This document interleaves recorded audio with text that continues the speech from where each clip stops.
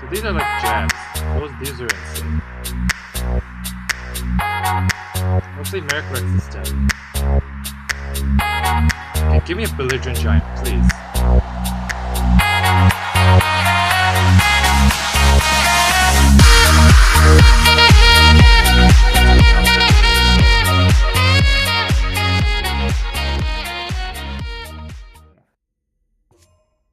Okay, multicolored. First is Merrick. It used to be a 5, and now I think it's a 3. 3. Yeah. I don't think it ever was a 5, but I think, yeah, 3 is... I think back when SLW was like top player, it was like, you won so many games just because of Merrick. Yeah. Yeah, but it only goes into the... Merrick Battle Mage. Into this list with raiding parties and Bannerman. It doesn't go into any other battle mage, right? Okay, so I guess because it's niche, it must be 4, but the power level was super high.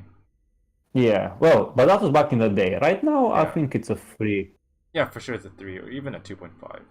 Because you can't play Firebrands, right? I think 3 is fair. I think 3 is fair. Like if, you can see 3. Like if you want to, if you expect, like for example, if you expect a bit more greedy meta and with a lot of yellow control and tribunal, you'd put Merrick in your list.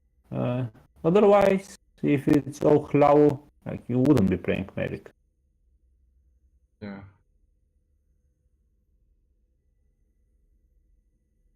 Okay. Next card is Tier. Would you dust this card? I would give it a 2, and I would say you would dust this. You think that just? I think that's quite a strong card. Like it's obviously not the best. Obviously, it doesn't see play in the best list. But from a budget player perspective, a 5/4 on a prophecy, it's a lot stronger than the average card that you have access to, right? So if you're playing Crusader as a budget player, you'll be playing Tier, right? Okay, so I guess if you want to play, okay, so you won't dust this until you have legit decks. Yeah, I mean that's only if you want to play Crusader though, like because it only goes into Crusader. Okay. So yeah, I don't know. I don't think it's that bad. I think the power level is maybe 2.5 overall. Okay, let's move on. Elena, 3. Yeah, very sure. solid 3. Yeah. It's a nice removal option if you need it, but yeah, you're not gonna be mad if you don't draw it or you don't even play it. I think Gortwog is the 3, but I'm a little biased. I don't like Gortwog very much, to be honest. I think it has belligerent giant syndrome. Yeah. It's the problem is that it goes into usually it goes into aggressive lists and it just doesn't do that much. Like Yarrow is usually better than Gortwog. I can see this. I don't know. I would play this in Control. If Control Warriors. In Control. Because you summon big things. Okay. I've gotten Gortwog Odoving once. Back in the day. Alright. Yeah. It's kind of like Sails Through Storm. But the problem is that if you're playing Control and you had the 6 Magicka to spare on Gortwog, it's like probably have Stabber. You drop it and you pray it survives, and then you kind of win. Yeah. But so 2.2 or 2.5. I'll give it a 2.5. Yeah. Okay. Aaron, 5. Yeah, that's he has to be a 5. Every mage deck made ever plate Aaron. Yeah. If you like mage, you craft Aaron. Queen Baronzaya. I think she's very powerful. I would say 3.5 or 4. Uh, I'll give her a 4. Okay, fair enough. The guard effect it's quite strong, and 6-3 it's aggressive enough, and it could be used defensively as well because it's drained for 6, and also the guard can be used defensively. It can be used defensively as well to protect your other minions. So Yeah. it's a really flexible card, and I like Queen a lot. Huh. But she's just not as good as Aaron. Emmerich is a 5. Oh yeah, Emmerich is like absolutely insane. Like if you get Emmerich on curve as mid-range sorcerer, you should be winning. God, she's crazy. What's the highest Yeah. damage you dealt with Emmerich?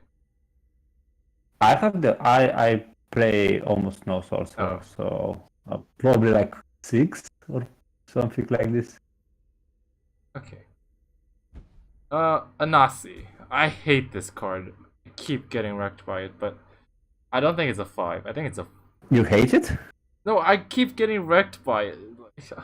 Feels really Oh. bad. Yeah. Yeah, it feels really bad when she steals all your keywords, and if she steals charge as well, that's probably game over. Like, you play a giant bat and hope that you stabilize, and then your opponent plays a Nazi and steals your drain, steals your charge, hits you in the face, and yeah, your giant bat is left miserable there as a 2-2 with nothing. I think it destroyed me in a tournament twice. That's all. Really mega destroyed me. I think it's still like 3 It's a card lethals. that. Yeah, sometimes you can't really play around it. It's definitely a very strong card. But is it worthy of a 5? I think it's situational, so it's a 4.5 or 4.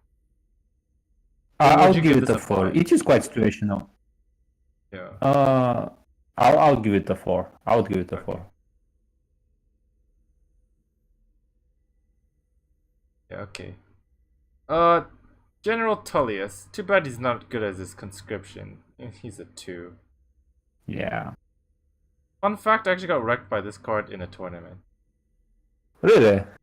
It's because he Galin Tullius and drew it the turn afterwards, like on turn 6. Yeah, and then he drew another one after that, so it felt really bad. And he had shown first Rune Prophecy, Cloud Rest. So he drew double Galint Tullius back to back? Yeah, and first Rune Cloud Rest. Alright, okay. Sounds fun. But yeah, he's probably the worst out of the duo covered legendaries. Anasi killed my Dagoth once. Oh wow. Anasi Dagoth era, that's the dream. Okay. Red Brahmin. 5. You Or is think it it's a 4? 5? It's for you, it has to be a 5, right? Or is it 4? I don't think it's 5 in the scout deck. Like, it's obviously really, really good. It can be used offensively, it can be used defensively. Yeah. But the problem is that it's a 9 cost.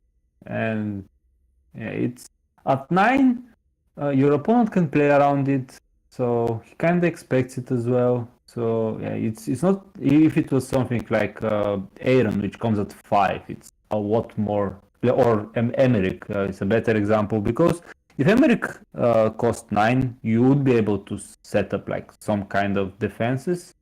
For Red Brahman, yeah, it just costs a bit too much to be 5 for me. But it's definitely a very strong effect. I would give it a 4. Okay, 4. I can see that. Dagoth I think it's a 3. I think we moved to a triple cover. I think it's Odaving power level card. Yeah, okay, yeah, fair enough. I think 3 is fair. If you want some grid options, yeah, Dagoth 4 is a safe choice.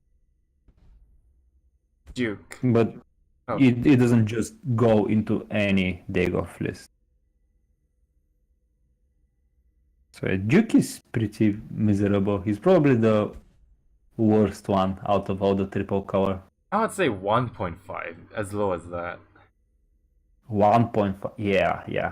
That sounds a bit harsh, but yeah, I think it's fair. Okay. Bolvin 2. Povin 2. I mean, Povin is not that bad. The problem is that Riley is bad. I would give Povin 3. Okay, I can see. Like, it's a free magic, a free with Riley. Sometimes you can draw it for free. So, But yeah, it's okay. not that bad. It's not that niche. It's like most of the red run list will be playing Bolvin. Not all of them, but yeah, I think more often than not they will be playing Bolvin. Okay. Arch Cannon Sterioni, it's a 5. That's a 5. That's the strongest triple cover legendary. Like, so flexible, and it's really strong at what it does. Like drain, the drain guard option, it's so strong. Yeah, it's And like a yeah, pillaging tribune.